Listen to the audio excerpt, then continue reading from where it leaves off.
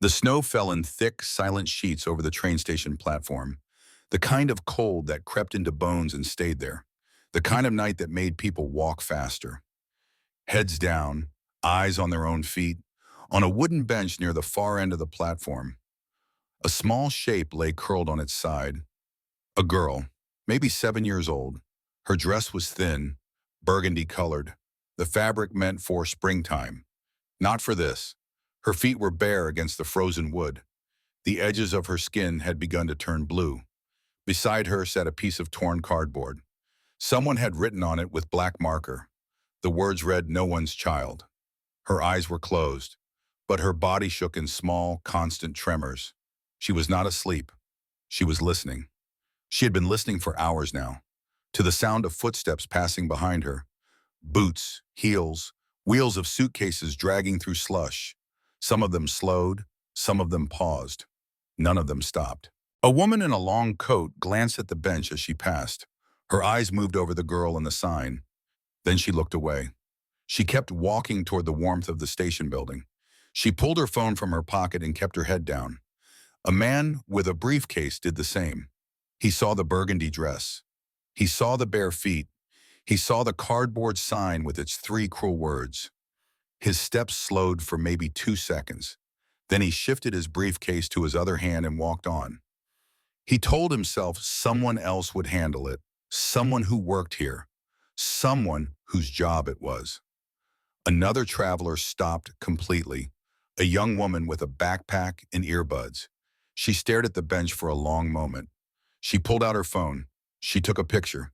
Then she posted it online with a caption about how sad the world had become. She added 3 crying emojis.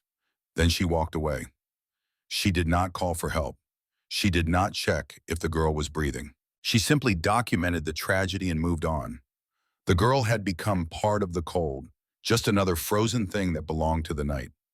Just another problem for someone else to solve, far down the road. A motorcycle engine growled.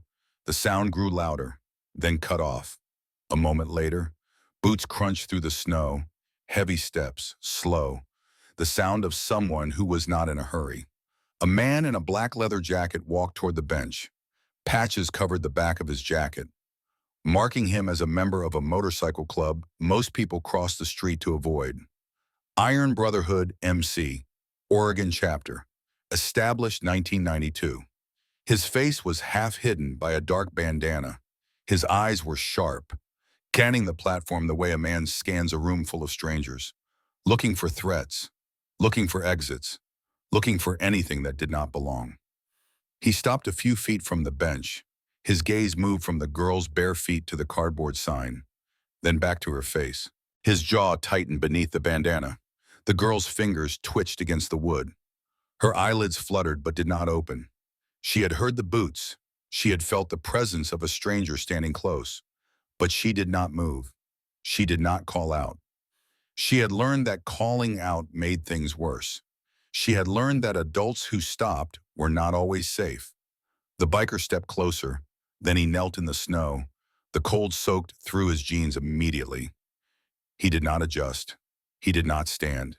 He stayed low, studying her face, the blue tint around her lips, the shallow rise and fall of her chest, the way her fingers curled like she was trying to hold on to something that was not there. He looked at the sign again. No one's child. 3 words written in a stranger's hand. 3 words that meant someone had left her here on purpose. Someone had wanted her to be found exactly like this, abandoned, forgotten, worthless. His hand moved toward her shoulder. Then it stopped. He held it there, hovering just above the thin fabric of her dress. He knew how this looked. A man like him, dressed like him, reaching for a child alone in the dark. He knew what people would think. He knew what people might say. He knew what people might do. Behind him, the station door opened. A worker in a gray uniform stepped outside, a cigarette between his fingers. He looked at the bench. He looked at the biker kneeling in the snow. His eyes moved to the girl, then to the sign. For a moment, he stood there. His cigarette burned down toward his knuckles. The smoke curled up into the frozen air. His face showed nothing. No alarm, no concern, no recognition that something was terribly wrong. Then he turned and walked back inside. Without a word, the door clicked shut behind him. The lock engaged with a soft metallic sound somewhere in the distance. A train horn sounded, long and low, like a morning crow, and the girl's chest rose again, slower this time. Her lips parted slightly, but no sound came out. No breath made a cloud in the frozen air. The biker exhaled. His breath formed a thick white cloud. His hand stayed where it was, hovering between rescue and ruin. One touch could save her. One touch could also end everything he had built. His reputation, his freedom, his life. He looked at her face again. The blue was spreading now, creeping from her lips toward her cheeks. She was running out of time. His fingers trembled, not from the cold. He had 5 seconds to decide what kind of man he was. His name was Flint Morrison. He was 47 years old. He had been riding motorcycles for 30 of those years. The club was his family now, the only family he had left. There had been another family once, a wife named Diane, a daughter named Ember, a small house with a yellow door and a swing set in the backyard. He used to push Ember on that swing every evening after dinner. She would laugh and beg him to push higher. He always did. Ember was 5 years old when she disappeared. Flint had been inside the grocery store for less than 4 minutes. He remembered looking at his watch as he walked through the door. He remembered grabbing milk, bread, a box of Ember's favorite cereal, the one with the cartoon rabbit on the front. He remembered smiling at the cashier, a teenage girl with braces who asked if he was having a good day. He remembered walking back outside with the bag in his hand and stopping in the middle of the parking lot because something was wrong. The car was still there. The door was still closed, but Ember was gone. 3 days. That was how long it took to find her. 3 days of searching, of praying, of bargaining with a way he had never believed in before, of imagining every terrible thing that could be happening to his daughter while he stood helpless and broken in police stations and community centers and empty parking lots. They found her in a basement 60 miles away, alive, breathing, but not the same, never the same. She stopped speaking after that. She stopped eating without being told. She stopped looking people in the eyes. The therapist said she might recover with time, with patience, with love. Flint believed them. He had to believe them. 2 years later, Ember swallowed a bottle of pills, the pills that were supposed to help her sleep, the pills that were supposed to make the nightmare stop. The doctors called it an accident, a tragic miscalculation by a child who did not understand dosages. Flint knew better. He knew his daughter had been fighting something she could not name, something that lived inside her since those 3 days in the dark, something that whispered to her when the lights went out, something that told her the only way to make it stop was to stop everything. He lost Diane after that, not to death, but to silence. They could not look at each other without seeing what they had lost. The divorce was quiet.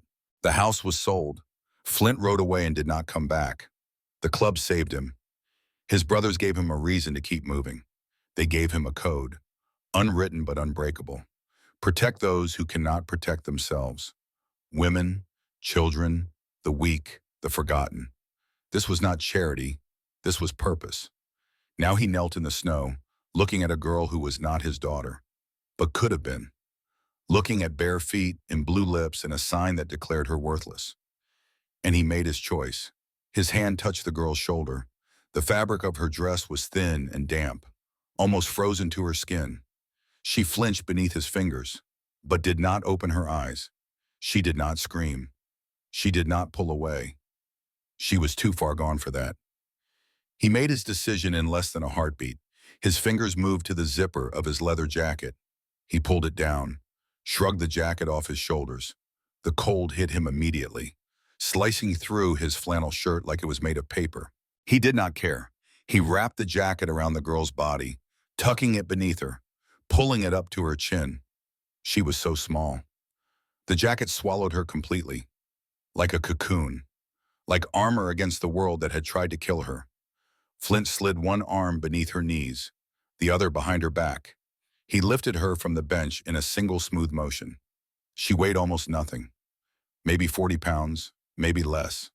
Her head fell against his chest. Her bare feet dangled in the air. Her eyes opened for a moment, wide, glassy, filled with something that looked like terror and hope at the same time. Her lips moved, but no sound came out. Then her eyes closed again. Her body went limp in his arms. He turned toward the station building. The windows glowed with fluorescent light. Someone was inside. Someone who could call for help. Someone who had already seen them and walked away. Flint walked through the snow. The girl pressed against his chest. His boots left deep prints in the white. His breath came out in short bursts of fog. The cold was already working its way into his bones. But he did not slow down. The station door was heavy. He pushed it open with his shoulder and stepped inside. The warmth hit him like a wall. It was almost painful after the cold outside. His skin burned where the air touched it. The worker behind the counter looked up. He was young, maybe 25, with a thin mustache and nervous eyes. His gaze moved from Flint's face to the patches on his shirt, then down to the girl wrapped in black leather. His hand moved toward the phone on the counter. Slowly, deliberately, like he was reaching for a weapon. Flint held up one palm. He kept his voice low and steady. "Found her on the bench outside. She's been out there too long. She needs an ambulance." The worker did not move. His fingers hovered above the phone.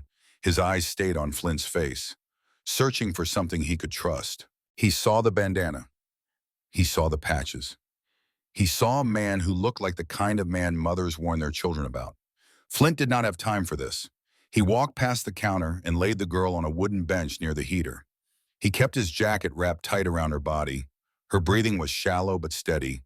Her lips were still blue, but the trembling had stopped. He turned back to the worker.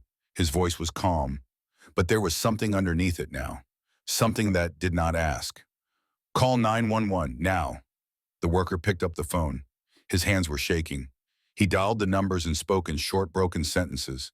He described the station, the girl, the man in the leather vest. He said he did not know what was happening. He said he needed someone to come, fast. Flint knelt beside the bench. He watched the girl's chest rise and fall. He counted the seconds between each breath. Outside, the snow kept falling. Inside, the heater hummed.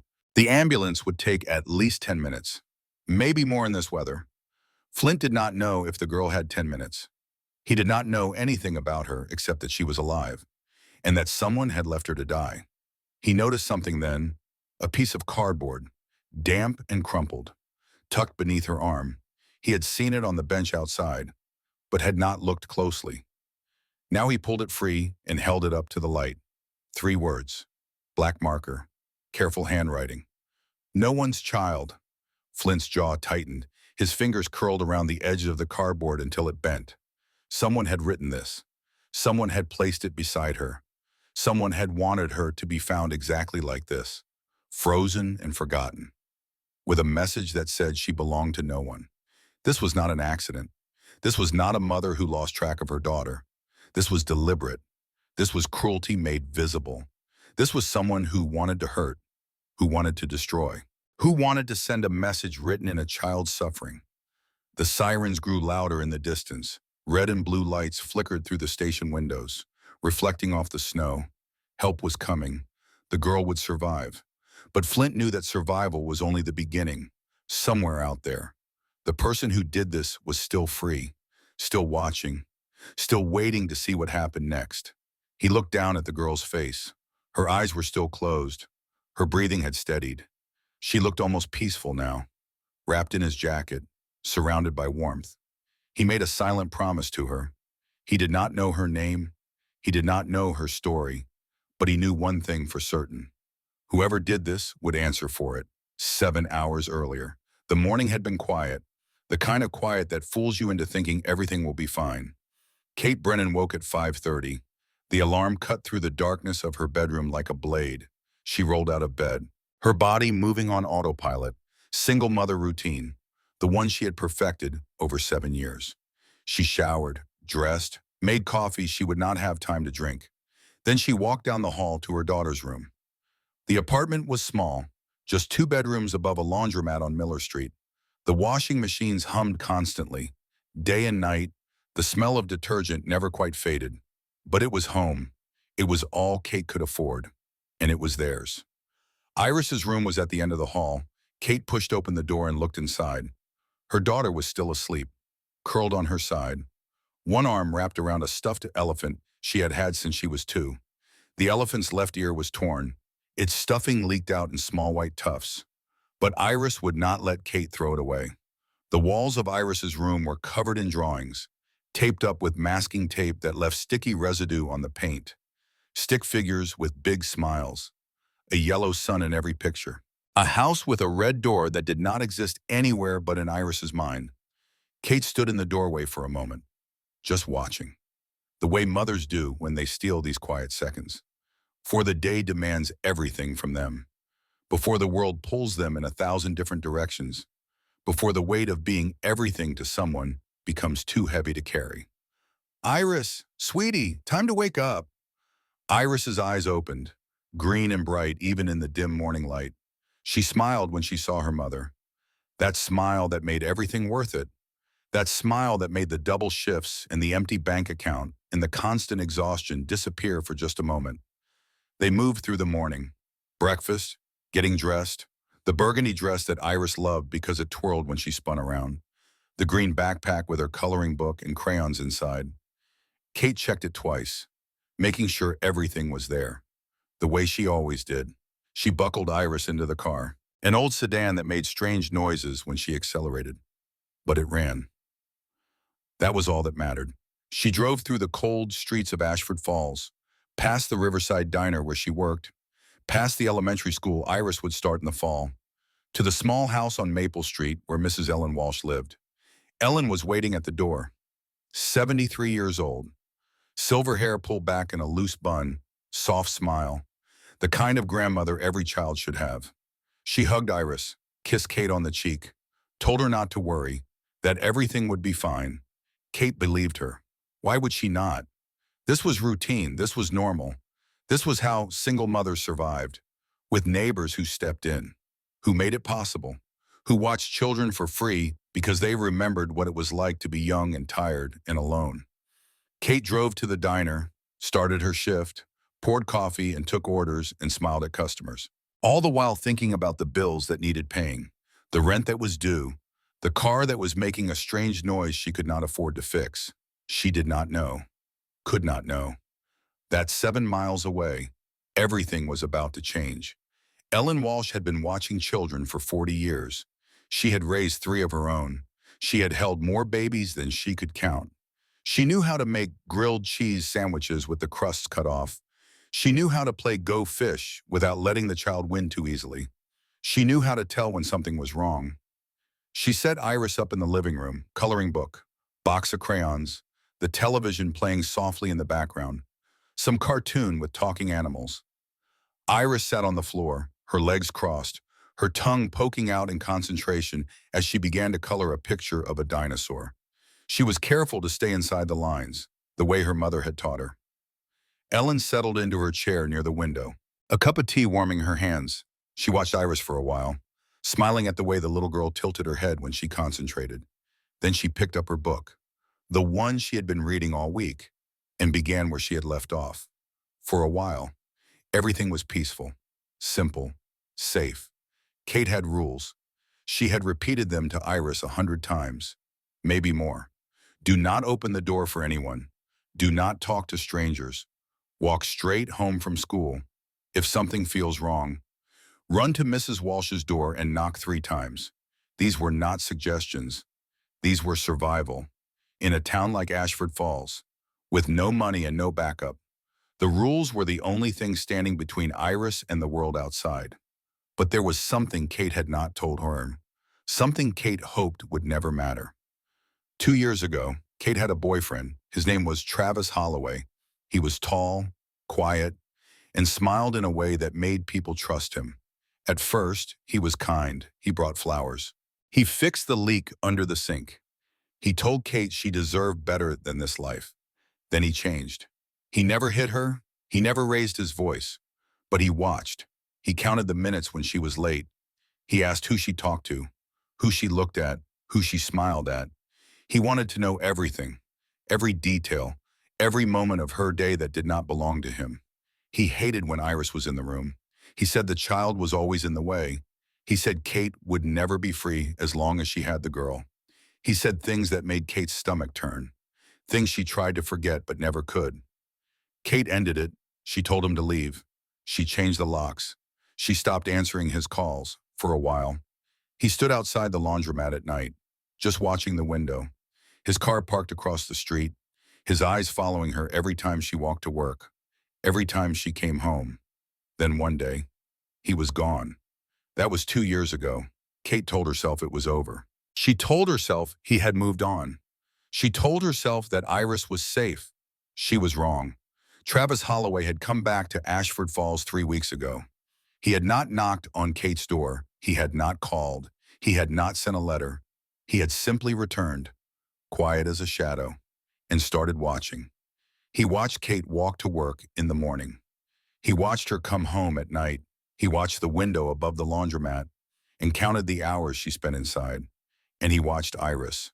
The girl walked home from school every day at 3:15. She crossed at the same crosswalk. She stopped at the same corner. She looked both ways, just like her mother taught her. She never noticed the gray sedan parked in the shadow of the grocery store across the street. She never noticed the man sitting inside, his face hidden behind the windshield's glare. She never noticed that he had been there for 3 days in a row, at the same time, in the same spot, watching her with eyes that did not blink. Travis Holloway sat in the parking lot of a gas station on the edge of town, the engine off, his hands resting on the steering wheel. He stared at nothing, his mind somewhere else, somewhere dark. He was 34 years old. He had not worked in 8 months. The motel room he rented smelled like mold and cigarette smoke from the people who stayed before him. He ate fast food twice a day and drank whiskey until the thoughts slowed down enough to let him sleep. He was not a bad man. That was what he told himself. He had tried to be good. He had tried to love Kate the right way. He had fixed her sink. He had paid for groceries when she ran short. He had held her when she cried about money, about exhaustion, about the weight of raising a child alone. And then she threw him away, like he was nothing, like those 2 years meant nothing, like he had never existed at all. 2 years. 2 years of silence. 2 years of wondering what he did wrong. 2 years of replaying every conversation, every fight, every moment she pulled away from him. He had edited the memory so many times he could no longer tell what was real and what he had invented. In his mind, the story was simple. He gave her everything. She gave him nothing. She chose the child over him, the child that was not even his, the child that looked at him like he was a stranger in his own home, the child that cried when he raised his voice, that hid behind Kate's legs, that made him feel like a monster just for wanting 5 minutes alone with the woman he loved. Kate never understood. She never saw what he sacrificed. She never thanked him for staying as long as he did. Travis reached into the back seat. He pulled out a piece of cardboard he had found behind the gas station. He stared at it for a while.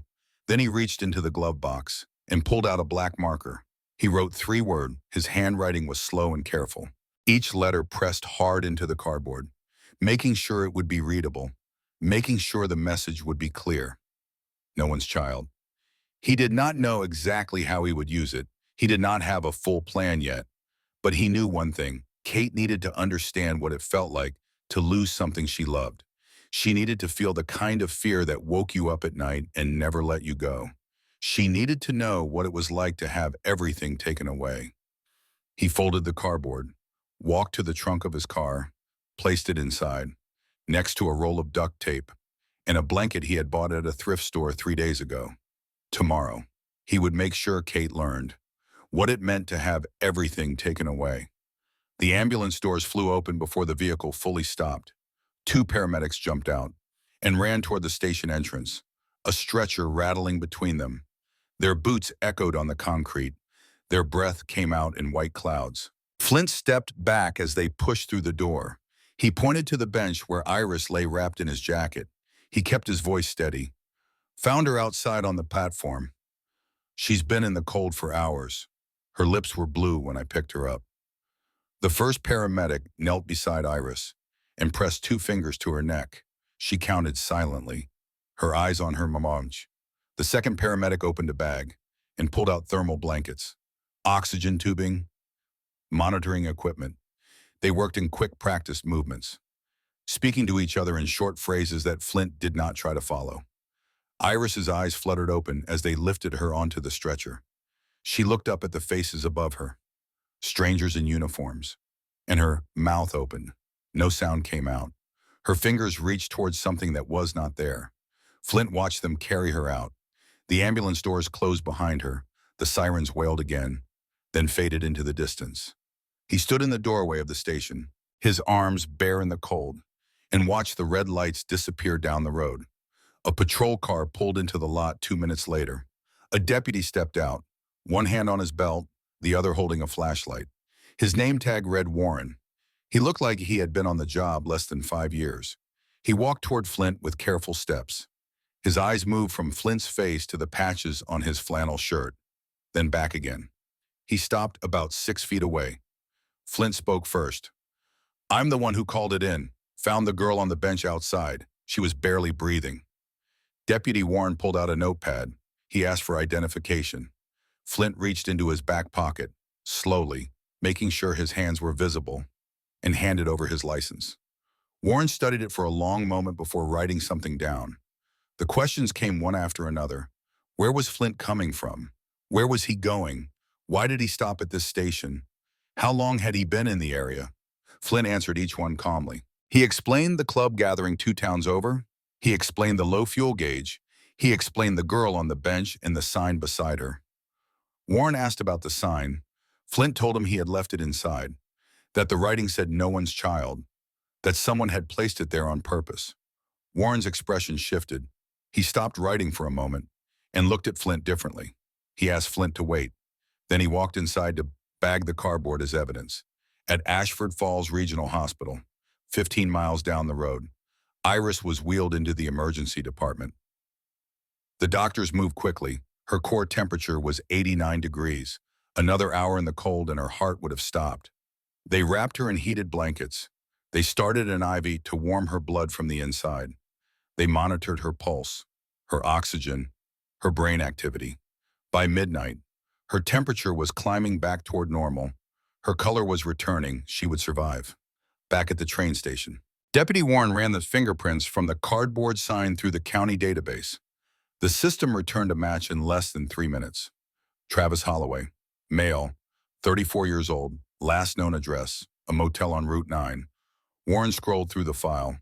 Restraining order violations, harassment complaints, stalking reports, all filed by the same woman, Kate Brennan.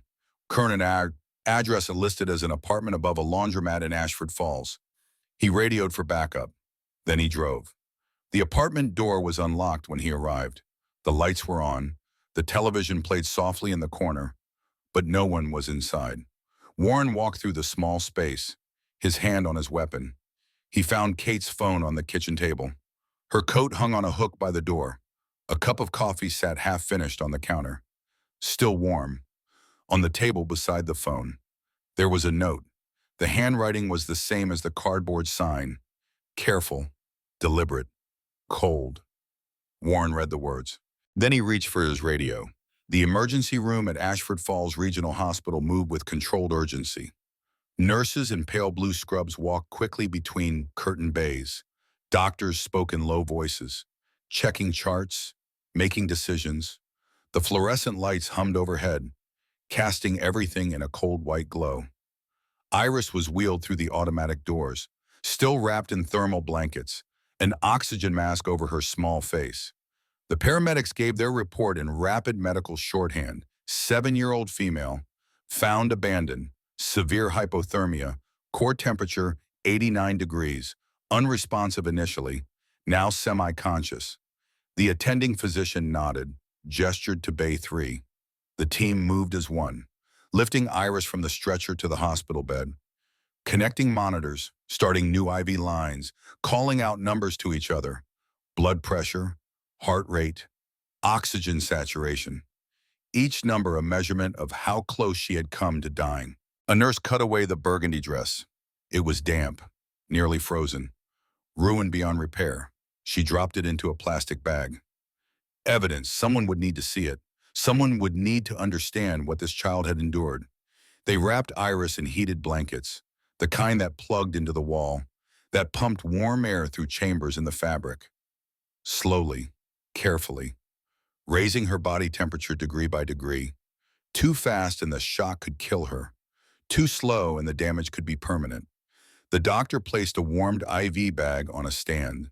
The fluid would heat her from the inside, working with the blankets, bringing her back from the edge.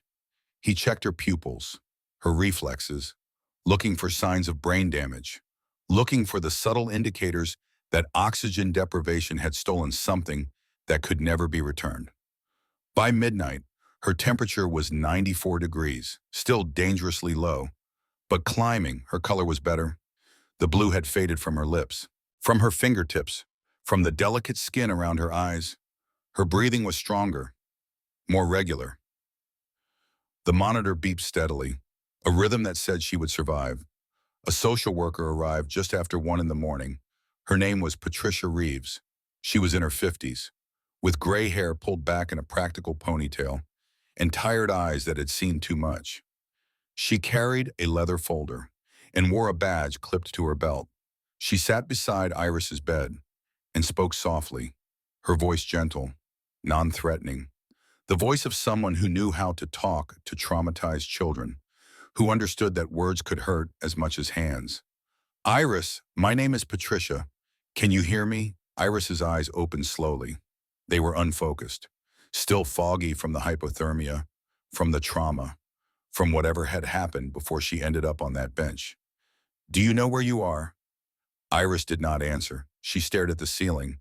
Her lips moved slightly, but no words came out. "You're in a hospital. You're safe now. Can you tell me your name?" Silence. "Do you know where your mother is?" Something flickered in Iris's eyes, a recognition, a spark of fear or hope or grief. Patricia could not tell which. "Can you tell me what happened? How you ended up at the train station?" Iris's fingers curled into the blanket. Her chest rose and fell faster. The monitor beeped more rapidly, her heart rate climbing. The doctor looked over, ready to intervene if the child went into distress. Patricia leaned closer. "It's okay.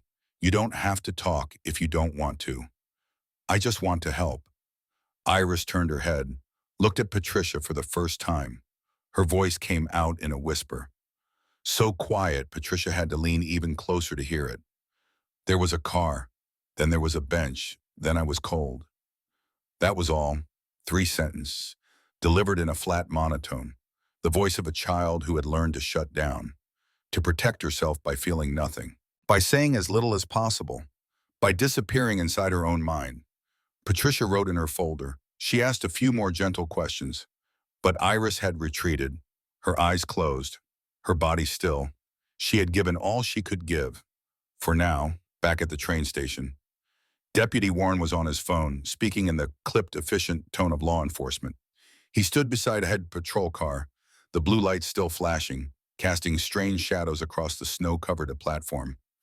"I need forensics at the Ashford Falls train station. We've got a child endangerment case, possible kidnapping, print evidence bagged. Need a full sweep of the scene." He hung up, dialed again, this time a different department. "This is Warren. I need you to run prints through AFIS, priority red, case number 4729. He waited. The computer would search through millions of fingerprints, looking for a match. It would not take long. The database was fast, efficient, impersonal. His radio crackled. "Warren, this is dispatch. We've got the results on your print request." "Go ahead." "Positive match, Travis Holloway, male, age 34, last known address, Mountain View Motel, Route 14 East. Subject has multiple priors, restraining order violations, harassment, stalking. All complaints filed by Kate Brennan, current address, Miller Street, Ashford Falls." Warren wrote quickly, his handwriting messy but legible. "Send units to both addresses. I want this guy found, now." "Copy that. Units are rolling."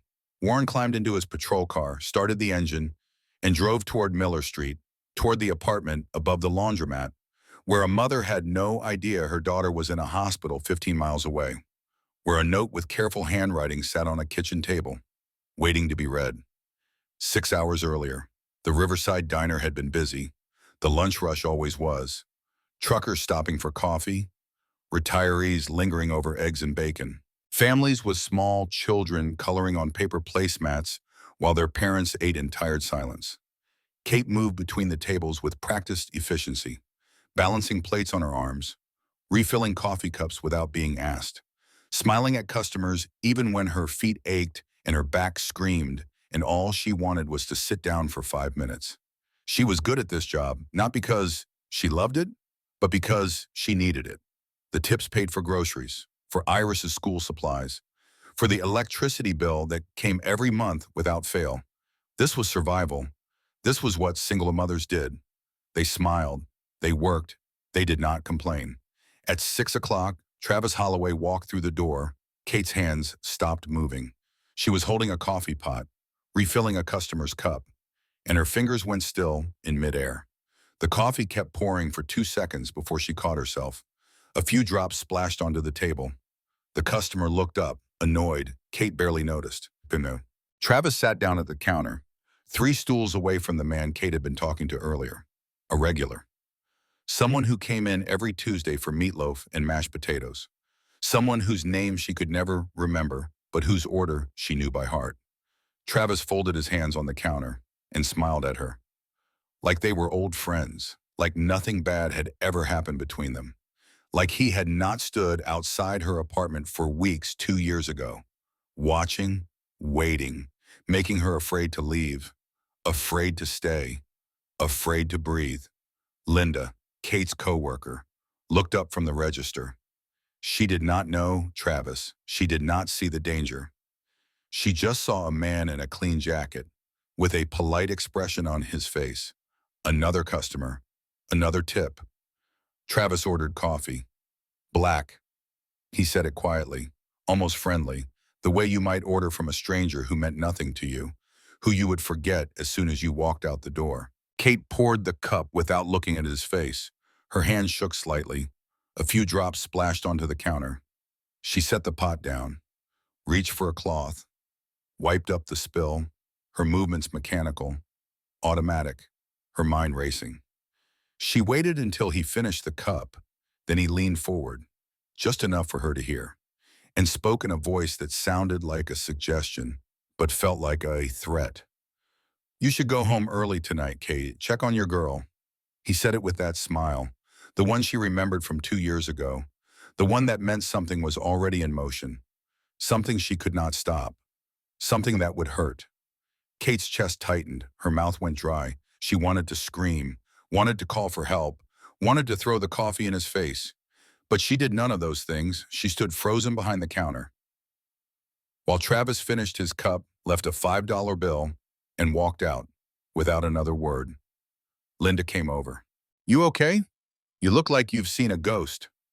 Kate did not answer. She untied her apron, grabbed her coat from the back room, and ran out the door, into the cold, into the fading light of early evening, her breath coming in sharp gasps, her mind spinning through every terrible possibility. Travis had found them. Travis had been watching. Travis was doing something, and she did not know what. The walk home took 22 minutes. Kate made it in 14. She ran through the cold, her lungs burning, her feet slipping on patches of ice. She did not care. She just ran, toward home, toward Iris, toward the only thing in the world that mattered. She reached the laundromat, sprinted up the narrow staircase. The apartment door was unlocked. She pushed it open and called Iris's name. No answer. She checked the bedroom. Empty. She checked the bathroom. Empty. She ran back to the living room, looking for signs, looking for clues, looking for anything that would tell her where her daughter had gone. The television was still on, playing softly, some game show with bright lights and cheerful music. Iris's coloring book lay on the floor, open to a half-finished picture of a dinosaur. The green crayon she had been using sat beside it, still sharp, still waiting. Kate ran to Mrs. Walsh's door, knocked hard. Ellen, Ellen, open up! No answer. She knocked again, harder, her fist striking the wood so hard her knuckles split. Ellen, please, where's Iris? Still nothing. Kate ran back down to the street. She looked left and right, calling Iris's name until her voice cracked. until her throat was raw, until the words became nothing more than desperate sounds. A woman walking her dog stared at her, but kept moving. A man getting out of his car pretended not to hear. Kate was invisible. Just another hysterical mother. Just another problem that belonged to someone else. She ran to the school. The gates were locked. She ran to the park. The swings hung empty in the dark. She ran to the grocery store, where Iris sometimes waited when she was scared. The manager said he had not seen any children that day. Kate's phone buzzed. She stopped in the middle of the sidewalk and looked at the screen. Unknown number. One message.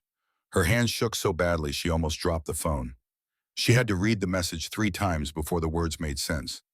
She's safe for now. I just wanted to talk. Don't call police.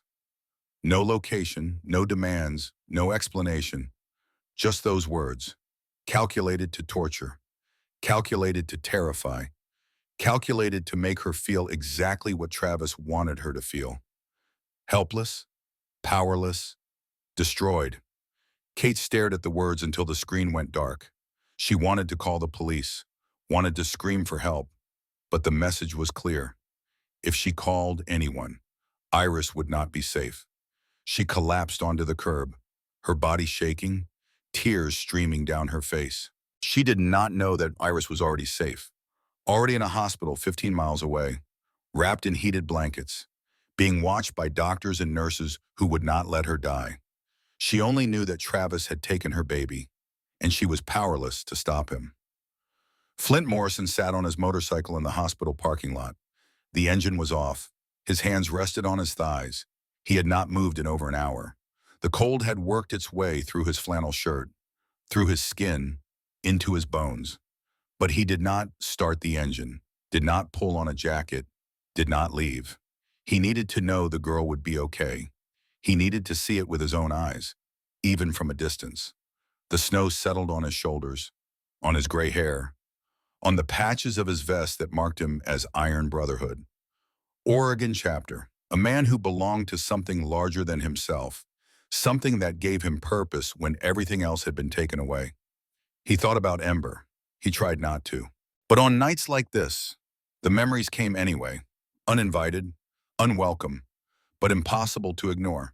He remembered the first time he held her, in the hospital, minutes after she was born. She was so small, her eyes barely open, her fingers curled into tiny fists. He remembered thinking that nothing bad could ever happen to her, that he would never let anything hurt her, that he would die before he let the world touch her. He remembered being wrong.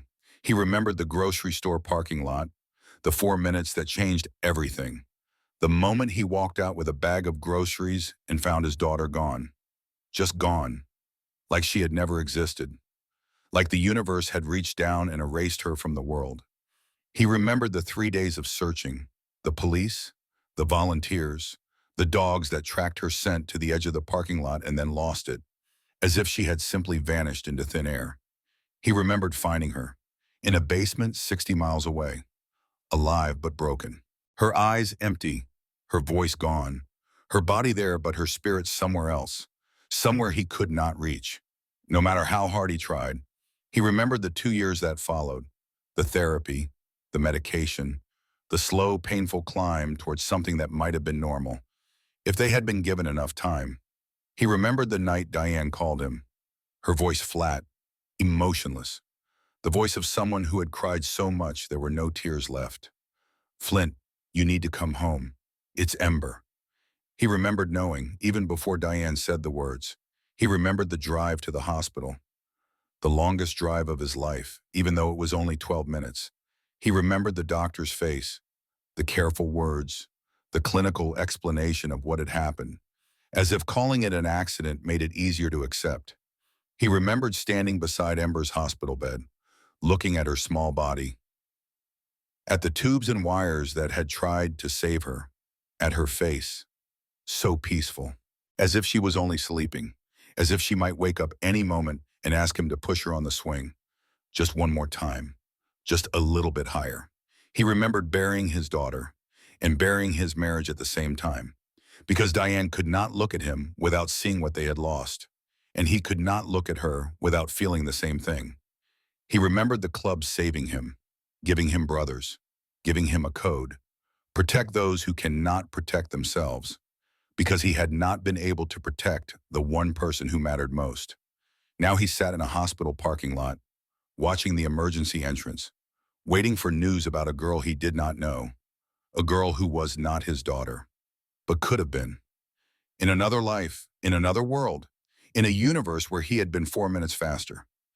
Headlights swept across the parking lot, a dark sedan, no markings. Two people stepped out, a man and a woman, plain clothes, detectives. Flint recognized the look. The way they walked, the way their eyes scanned the lot before they moved toward the entrance.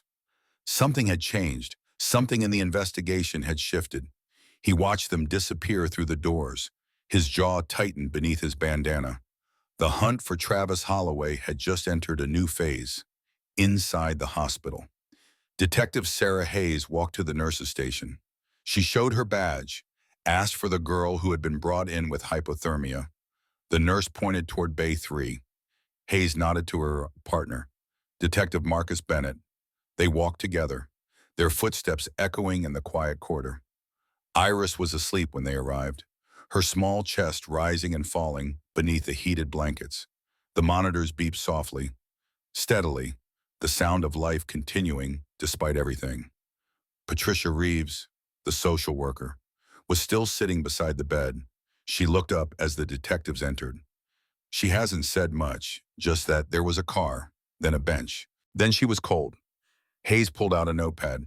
Any indication of sexual assault? The exam is pending, but initial assessment shows no obvious signs. This appears to be exposure and abandonment, not physical abuse. Bennett crossed his arms. We ran the prints from the sign. Travis Holloway, 34, multiple priors, stalking, harassment, all against the mother, Kate Brennan. Hayes wrote quickly, "Where's the mother now?" "We don't know." Patrola went to her apartment. "She's not there. Phone is there, code is there, but no sign of her." Patricia looked up. "She doesn't know her daughter is here." "Not unless someone told her, and we're the only ones who know." Hayes turned back to Iris, studied the small face. The brown hair tangled against the pillow. The fingers curled into the blanket. This wasn't random. This was personal, calculated. Someone wanted to hurt the mother by hurting the child. Bennett nodded. "We need to find Kate Brennan before she does something stupid, or before Holloway finds her first." They left Bay 3, walking quickly toward the exit. Hayes pulled out her phone, dialed dispatch. "I need units searching for Kate Brennan, 5'6", brown hair, 29 years old, last seen at Riverside Diner. Consider her a potential victim in an active abduction case. Find her. Now." The radio crackled. Units responded. The net was spreading, but the question remained. Where was Kate Brennan, and what was she doing? At the same moment, 15 miles away. Kate sat on a bench outside the closed grocery store, her phone in her hand, the message still on the screen. "She's safe for now. I just wanted to talk. Don't call police." She read it again and again, looking for clues, looking for hidden meaning, looking for anything that would tell her where her daughter was, if she was really safe, if Travis was telling the truth. But there was nothing, just words on a screen, words designed to destroy her. And they were working. She thought about calling the police. She thought about it so hard, her thumb hovered over the emergency button, but she could not do it, could not risk it. What if Travis was watching? What if he saw the police cars? What if he hurt Iris because Kate had not followed his instructions? She sat on that bench, in the cold, and did nothing, because doing nothing felt safer than doing the wrong thing. Flint's phone buzzed. He pulled it from his pocket, looked at the screen, a text from Hawk, the president of Iron Brotherhood, the man who had led the club for 19 years, who had seen everything, done everything, survived everything. "Where are you, T?" Flint typed back. "Hospital.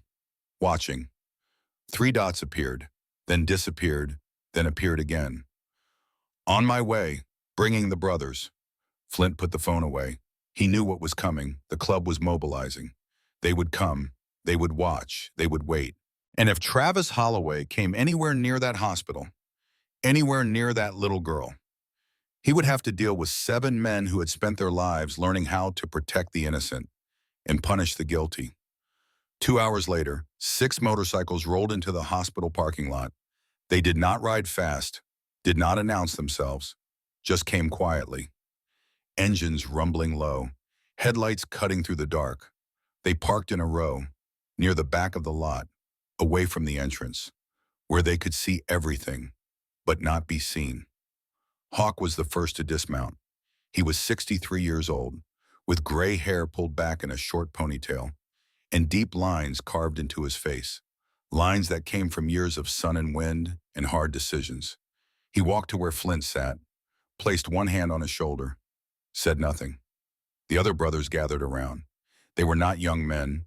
They were fathers, grandfathers, veterans, men who had buried friends, raised children, seen what the world could do to the innocent. They stood in a circle, silent, solid, present. Hawk finally spoke, his voice low, calm. "Tell me." Flint told him the same story he had told the police. The girl on the bench, the sign, the blue color of her lips, the way she looked at him when her eyes opened, like she could not decide if he was going to save her or kill her. Hawk listened without interrupting. When Flint finished, Hawk was quiet for a long moment. Then he nodded once. "Will assist, within limits." He laid out the rules. The same rules the club had lived by for 30 years. No breaking laws, no interfering with police, no drawing attention that could bring heat on the club.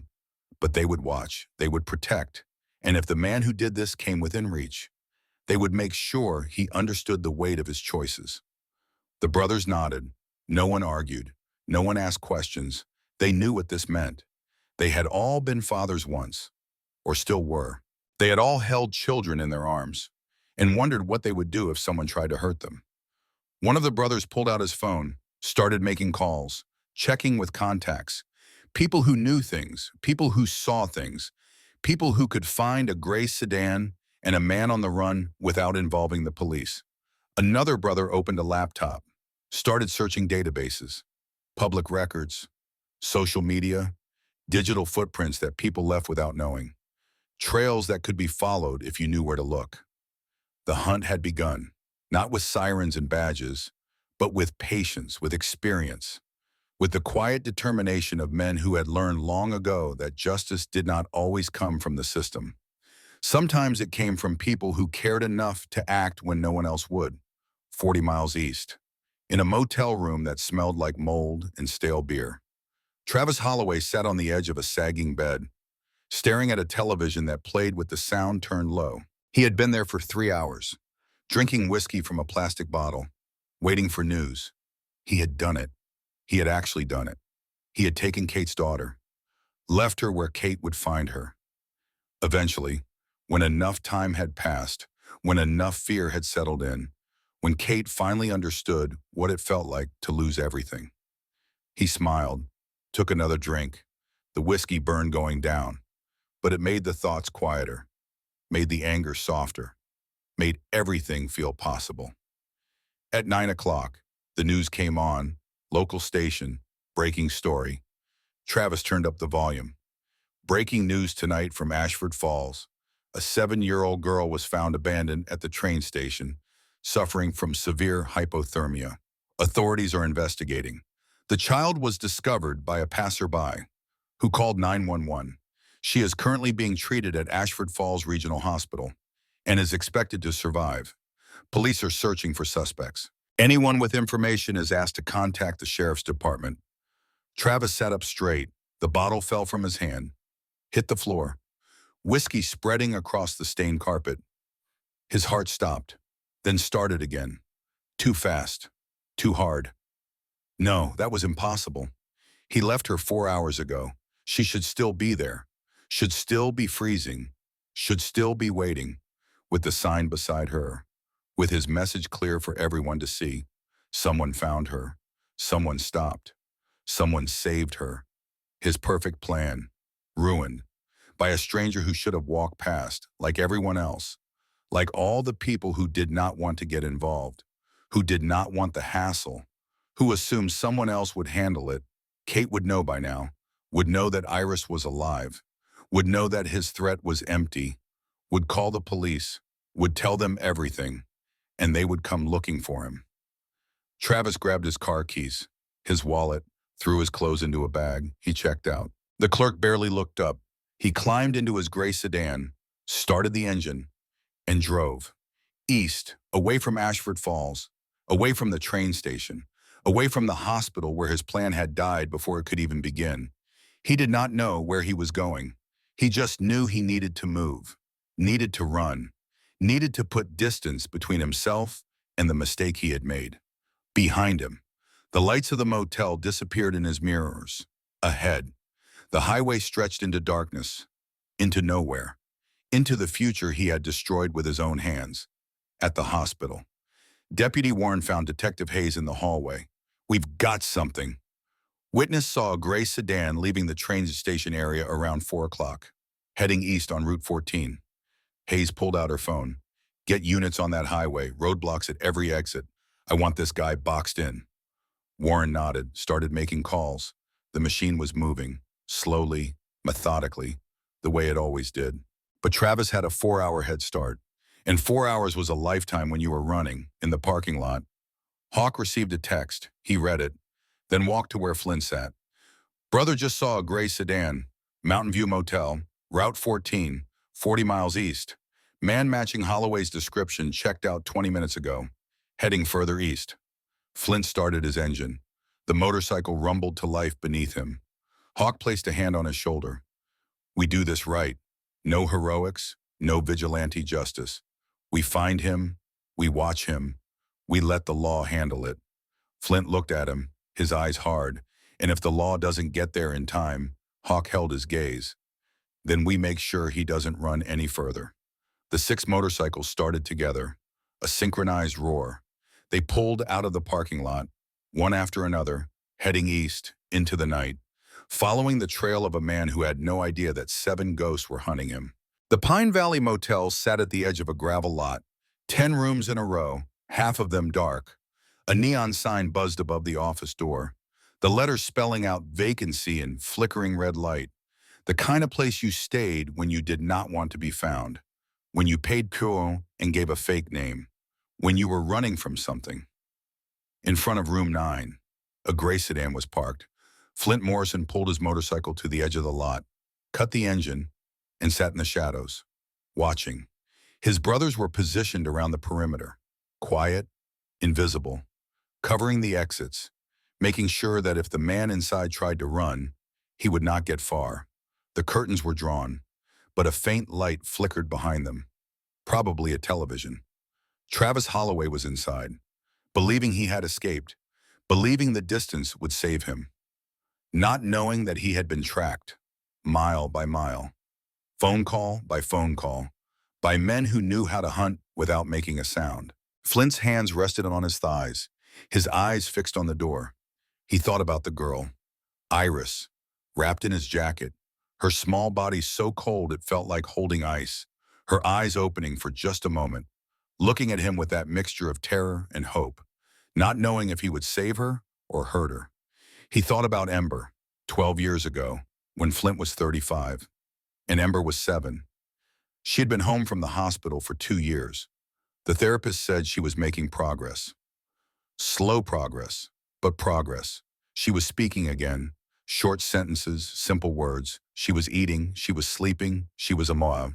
Diane had believed the worst was over. She had started talking about the future again, about school, about friends, about the life Ember might still have, if they were patient, if they loved her enough, if they never gave up.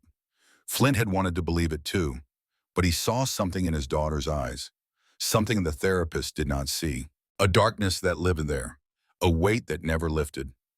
Even when she smiled, even when she laughed, it was always there, waiting. The night it happened, Ember had seemed fine. She ate dinner, she watched television with Diane. She brushed her teeth, she put on her pajamas. She kissed them both goodnight. Everything normal, everything routine.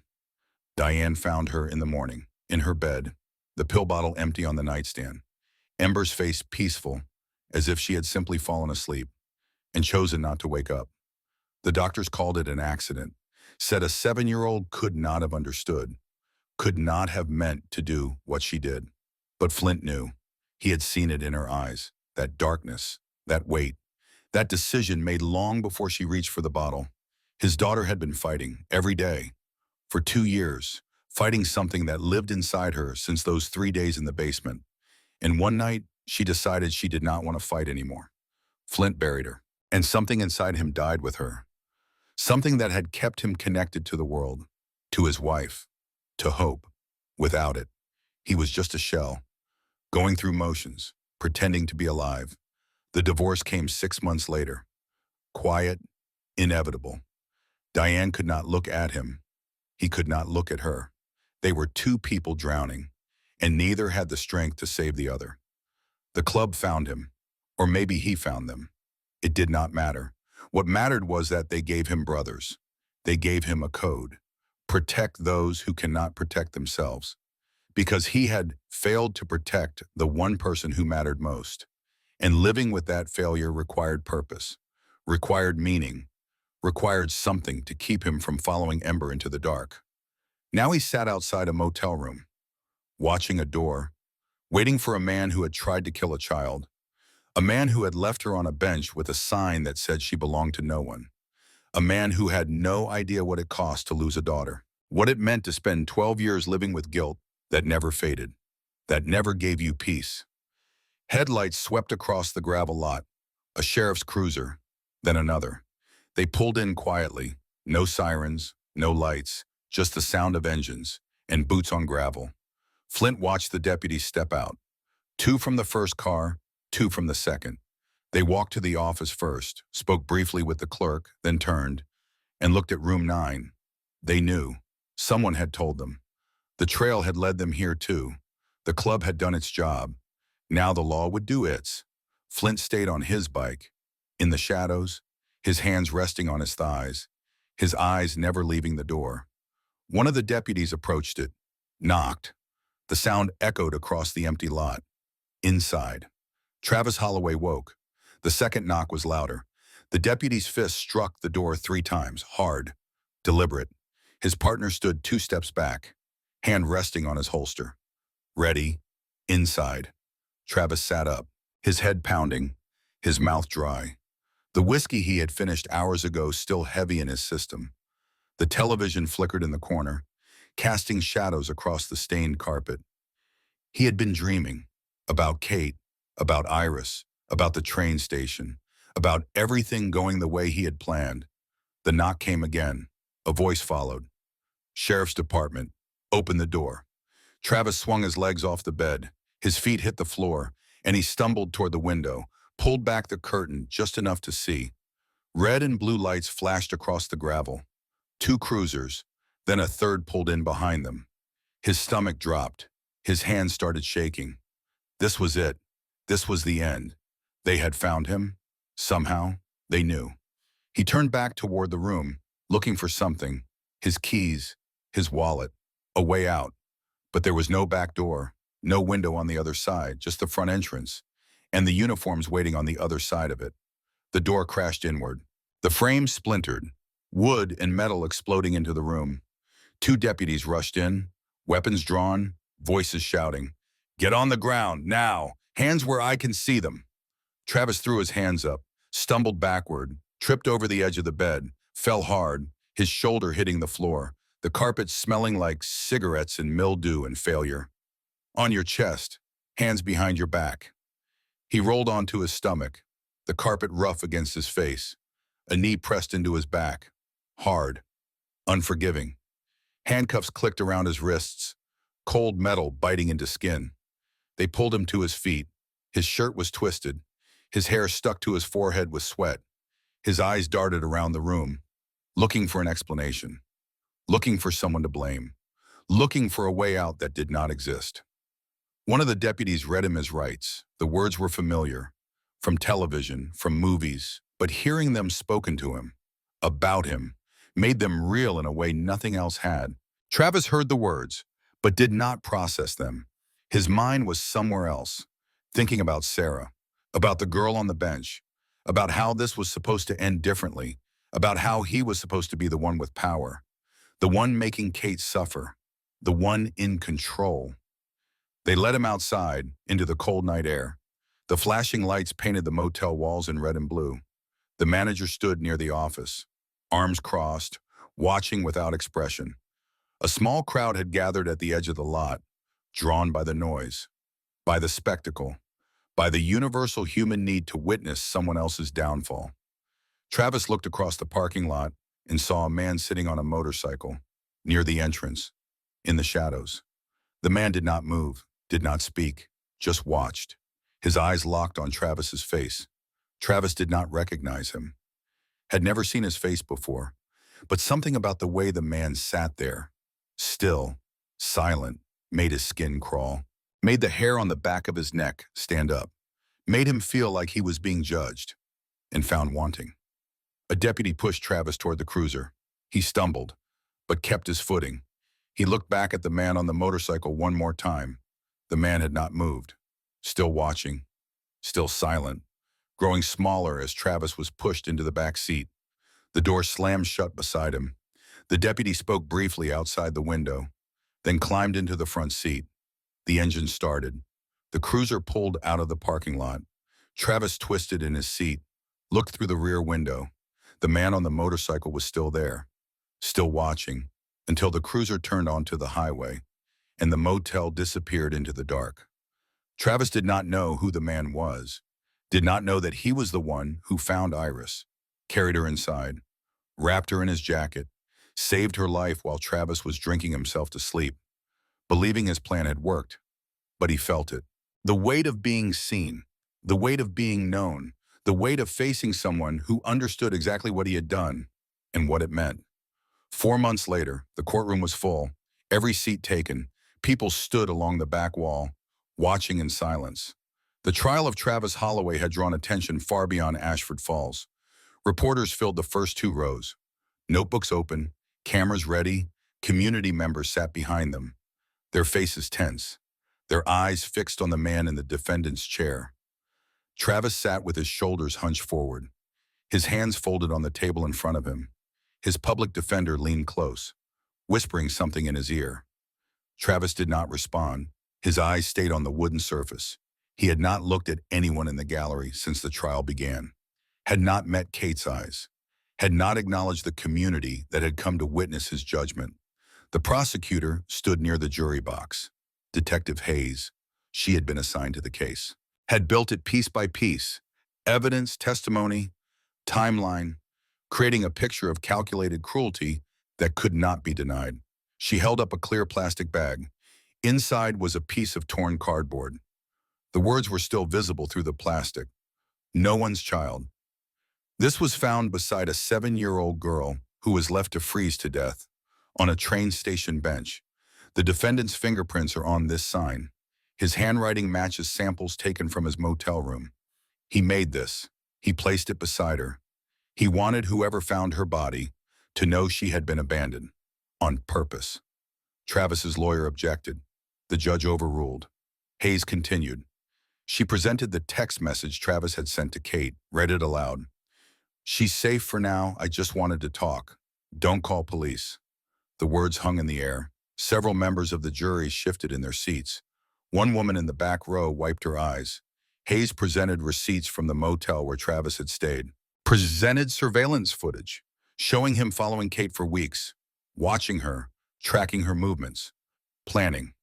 She presented text messages he had sent to old friends, messages where he talked about making Kate pay, about teaching her a lesson, about making her understand what she had done to him. The defense attorney tried to argue that his client was a heartbroken man who made poor decisions under emotional stress, who never intended for things to go this far, who was sorry, who had learned his lesson. Hayes dismantled this claim with cold precision. She pointed to the planning, the surveillance, the timing, the sign. This was not a moment of weakness. This was calculated cruelty. This was a man who wanted to destroy a mother by killing her child and leaving her to find the body with a message that said the child was worthless. On the third day, Kate took the stand. Her voice was steady, but her hands trembled in her lap. She answered every question the prosecutor asked. She described the night she came home and found Iris gone. The text message, the fear that ate through her chest, while her daughter lay freezing 15 miles away. The defense attorney stood. Miss Brennan, did you ever provoke my client? Did you lead him on? Did you give him reason to believe you might reconcile? Kate looked at him without flinching, her voice clear, strong. I told him it was over. I changed my locks. I stopped answering his calls. That was 2 years ago. He chose not to listen. But you dated him willingly. You invited him into your life. I did. And when I realized he was dangerous, I ended it. That's what adults do. They leave relationships that hurt them. Your client chose to punish me for that by trying to kill my daughter. The defense attorney sat down. He had no more questions. Iris did not testify. The court determined that her trauma was too fresh, her age too young, her recovery too fragile. But her medical records were entered as evidence. Hypothermia, dehydration, psychological shock, the physical evidence of what Travis had done to her. The jury deliberated for less than 4 hours. They returned with a verdict on all counts.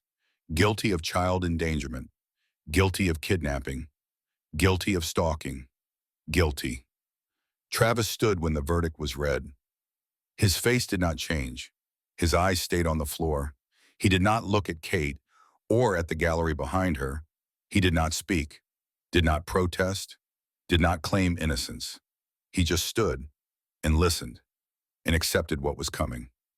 The judge handed down the sentence. 18 years in state prison, no possibility of parole for the first 12. The bailiffs led Travis from the courtroom, his head down, his footsteps echoing against the tile floor. He did not look back, did not speak. The door closed behind him, and he was gone. Outside the courthouse, the sun was shining. A small crowd had gathered on the steps. Neighbors from Ashford Falls, staff from the hospital, members of Iron Brotherhood, standing quietly at the edge of the crowd, in their leather jackets, patches visible on their backs. They had come to show support. They said nothing. They did not need to. Kate walked through the front doors, with Iris beside her. Cameras flashed, microphones extended toward her face. Reporters called her name. She did not stop. She held Iris's hand and walked toward a dark sedan waiting at the curb. One of the club members held the door open for her. Kate lifted Iris into the car seat, buckled the straps around her shoulders. Iris clutched a small stuffed rabbit against her chest, the pin Flint had given her, still fastened to her jacket, over her heart. A journalist stepped forward before Kate could close the door. She was young, with kind eyes and a quiet voice. Miss Brennan, would you be willing to share your story, to help other families recognize the warning signs? Kate paused. Her hand rested on the doorframe. She looked at Iris, then at the crowd, then at the journalist. She did not say yes, but she did not say no.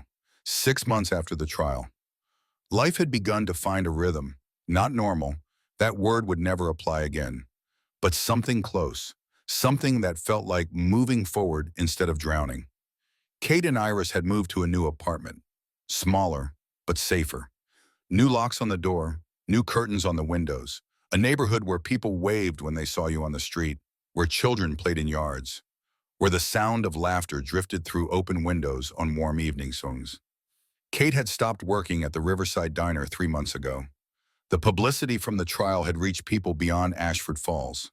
A victim advocacy organization had contacted her, offered her a position as a community outreach coordinator.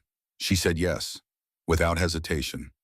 Now she spent her days helping families who had been through what she had been through. She sat with mothers in police stations. She walked with children into therapists' offices. She explained court procedures, connected people with resources they did not know existed. It was not easy work. Some days it pulled the old wounds open again, made her remember things she wanted to forget, but it also gave her purpose. It reminded her that she was not alone, and neither was anyone else. Iris was improving. Slowly. The nightmares still came, 2 or 3 times a week, down from nightly, She would wake up crying, reaching for her mother in the dark. Kate would hold her, rock her, whisper that she was safe, that no one would hurt her, that everything was okay now. Eventually, Iris would fall back asleep, her breathing steady, her small body relaxing against her mother's chest. During the day, Iris drew, constantly, obsessively, pictures of motorcycles, of a man in a leather jacket, of wings made of patches and promises. The therapist said this was healthy, that Iris was processing her trauma through creativity, that the drawings were a way of making sense of what had happened, of turning fear into something she could control. Flint Morrison came once a month. He never called ahead, just appeared on his motorcycle, parking at the curb outside the apartment building. He brought small things each time, a book about horses, because Iris had mentioned she liked them, a puzzle with 500 pieces, a stuffed bear that Iris named Flint Jr. He never stayed long, an hour at most. He sat on the porch with Kate, while Iris played inside, and they talked about the weather, the town, the small changes happening in Ashford Falls. They did not talk about the night he found her. That silence had become a kind of agreement between them. Some things did not need to be said out loud, but Kate knew. She knew who he was, what he had lost. She had researched him after the trial, found old newspaper clippings, articles about a missing girl named Ember Morrison, found later in a basement, alive but broken, found the death notice 2 years after. No details, just a name and dates, and the word "survived by." She understood why he had stopped, why he could not look away, why he wrapped a stranger's daughter in his jacket and carried her to safety, when dozens of others had walked past. It was not heroism, it was grief given purpose. It was guilt transformed into action. It was a man trying to save someone else's daughter, because he could not save his own. The club had kept its promise too. Hawk had organized a partnership with Ashford Falls Elementary School. Twice a month, members came to teach children about personal safety. They wore their leather jackets, answered questions about motorcycles, let kids sit on the bikes, feel the weight of the handlebars, hear the rumble of engines. But the lessons were about something deeper: recognizing danger, trusting instincts, knowing who to tell when something felt wrong. They hosted workshops for parents, sessions on grooming behavior, warning signs of domestic violence, resources for families in crisis. The flyers went up in grocery stores, in laundromats, on the bulletin board outside the post office. People who used to cross the street when they saw the club now nodded in greeting. Some even stopped to talk, to say thank you, to share their own stories. The fear had faded. In its place, something that looked like respect on a warm afternoon in early autumn, 1 year after the night at the train station. The park at the center of Ashford Falls filled with people, hundreds of them, moving between booths, their voices blending into a steady hum. Children ran across the grass, laughing, chasing each other between tables covered in pamphlets and banners. A large banner hung above a small stage at the edge of the gathering. Community Protection Day. It had been Kate's idea. But the club and the police department had made it happen together. Booths offered information on child safety, bystander intervention, domestic violence resources. Volunteers handed out pamphlets with hotline numbers, checklists for recognizing warning signs. Flint stood near the stage, in his leather jacket, patches visible on his back. His brother stood nearby, spread out across the park, watching the crowd with calm eyes. They were not here for trouble.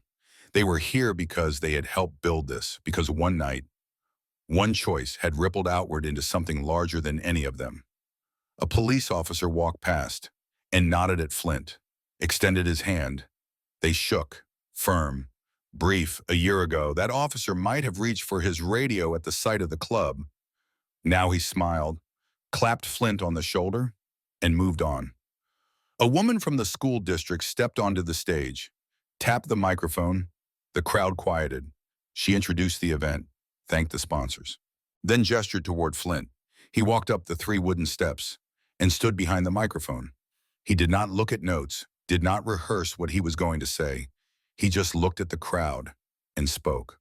"I'm not good at speeches, never have been, but I'm going to transform. The crowd stayed quiet. Parents held their children close. Grandparents leaned forward in their folding chairs. A year ago, I stopped at a train station because I needed fuel. I wasn't looking for anything else. I just wanted to fill up my tank and keep riding. He paused, but I saw a little girl on a bench and I stopped. He looked down for a moment, then back up. Most people didn't. Dozens of people walked past her that night. Some of them looked, some of them even slowed down, but none of them stopped. Not until I did. He let the words hang in the air. I'm not here to tell you I'm special. I'm not. I'm just a guy who made a choice. The same choice any of you could make. The same choice all of us should make. His voice grew quieter, but steadier. Kids can't always tell us when they're in danger. Sometimes they're scared. Sometimes they've been told to stay quiet. Sometimes they don't have the words, but they show us, through their silence, through their body language, through the fear hiding behind their eyes. He looked out at the children scattered through the crowd. It's our job to pay attention. All of us, every adult in this town. In every town, we are the ones who have to see what kids can't say. He stepped back from the microphone. The applause started slowly, then swelled. Parents stood, teachers wiped their eyes, officers clapped with their hands above their heads. The sound washed over Flint like a wave, like forgiveness, like acceptance. He walked down the steps and stopped at the edge of the stage. Kate was there, holding Iris's hand. Iris was taller now, stronger. Her cheeks had color. She wore a purple dress and white shoes, and pinned to her chest, the small emblem Flint had given her in the hospital. Still there, over her heart. Iris let go of her mother's hand and walked toward him. The crowd watched in silence. She wrapped her arms around Flint's waist and pressed her face against his jacket. He placed one hand on her back and held her, gently, the way a father holds a daughter, the way he used to hold Ember. A photographer lifted his camera and captured the moment. That image would be shared by news outlets across the state. The biker and the girl, the rescue and the recovery, the story that reminded people what community was supposed to mean. As the afternoon wore on, the crowd began to thin. Families packed up their belongings and headed home. Volunteers folded tables, stacked chairs. The sun dipped lower in the sky, casting long shadows across the grass. Flint stood at the edge of the park, watching. For the first time in 12 years, the weight on his chest felt lighter. He did not feel whole. He would never feel whole, but he felt something close to peace. A woman approached him. She was young, maybe 30, with tired eyes and a nervous posture. She held the hand of a small boy, maybe 5 years old. The boy looked at the ground. He did not speak. The woman stopped a few feet away. Her voice was barely above a whisper. I read about what you did for that little girl. Flint looked at her, waited. She glanced at her son, then back at Flint. I'm in a situation. I don't know how to get out. Her voice cracked. Can you help? Her name was Rachel. Her son was Tyler. She told her story in short, broken sentences. A husband who controlled everything. The money, the phone, the car keys, the doors that locked from the outside. She told him about the threats. What would happen if she tried to leave? What he said he would do to Tyler. Flint listened without interrupting. His face stayed calm. His eyes never left hers. When she finished, the silence stretched between them. Rachel wiped her eyes with the back of her hand. I don't know what to do. I don't have anywhere to go. Flint nodded slowly. You're not alone anymore. There are people who can help. Real help. Legal. Safe. He turned and looked across the park. Kate was standing near one of the booths, talking with a volunteer. Flint raised his hand, motioned for her to come. Kate walked over. Her eyes moved from Flint to Rachel to the small boy at her side. She understood immediately. She had seen this look before. She had worn this look herself. This is Kate. She knows the resources, the shelters, the legal pathways. She's been where you are. Kate reached out and took Rachel's hand. She did not say anything complicated, just said, we're going to figure this out together.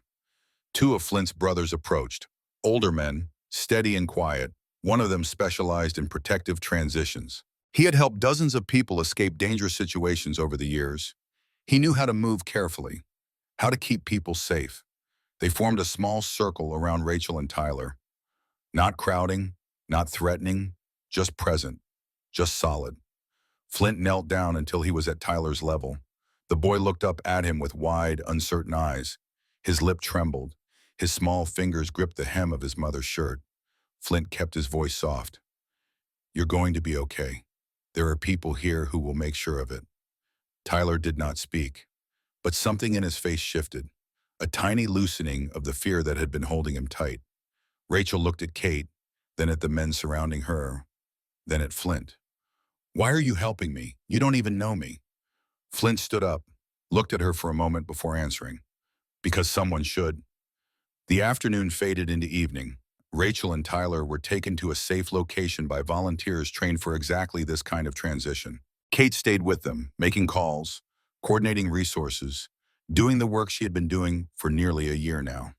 Flint watched them go. He stood at the edge of the park as the sun dipped lower in the sky. The crowd had thinned.